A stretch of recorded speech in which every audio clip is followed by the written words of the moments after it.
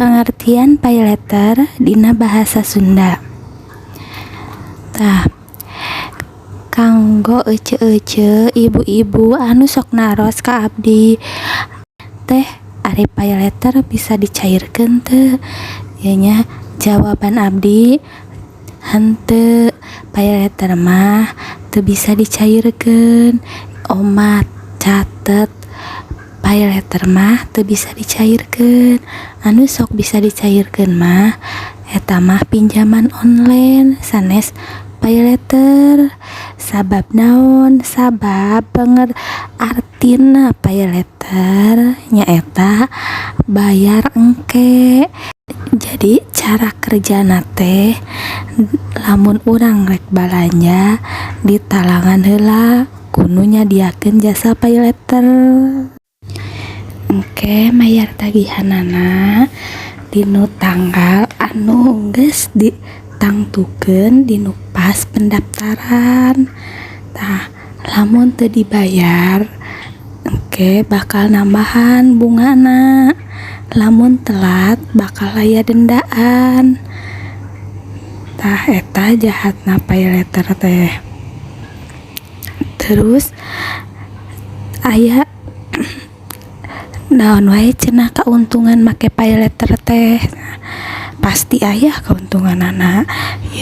Hiji, daftarna babari, ukur selfie jeung motokeun KTP hungkul. Tinggal foto kirim verifikasi jadi we. Terus anu kadua, lamun rek balanja gampang, tinggal klik we. Teu kudu bolak-balik transfer heula ka bank atawa teu kudu bolak-balik ka Alfamart, ka Indomaret. Komo nu jauh ka Alfa nama bakal riweuh lamun jauh ka Alfa, ka Indomaret atau jauh ka ATM mah. Masih mending anu boga m-banking. Lamun henteu kan bakal leuwih loba gawe kudu transfer rek balanja teh. Can kete kudu jajan heula ka Alfa teh meureunnan beuki dobel we. Tah, ayeuna kauntungan nu katilu nyaeta bisa ngabantu lamun aya pangabutuh ngadadak, pangabutuh kapepet. Contona butuh susu orok, tawa butuh kuota, butuh pampers. Tah, bisa ditalangan heula ku pay letter lamun butuh ngadadak kitu teh. Kauntungan anu kaopat nyaeta loba promona, loba gratis ongkirna. Jadi tah, make pay letter teh biasana sok diiming-iming loba gratis ongkirna tibatan anu rek bayar COD. Tah, selain keuntungan tangtu bakal aya kakurangan. Naon wae cenah kakuranganna teh? Nu kahiji, ngajadikeun ngahutang kebiasaan anu biasa. Kusabab nya asa terbiasa we bayar engke. Jadi geus biasa ngahutang teh.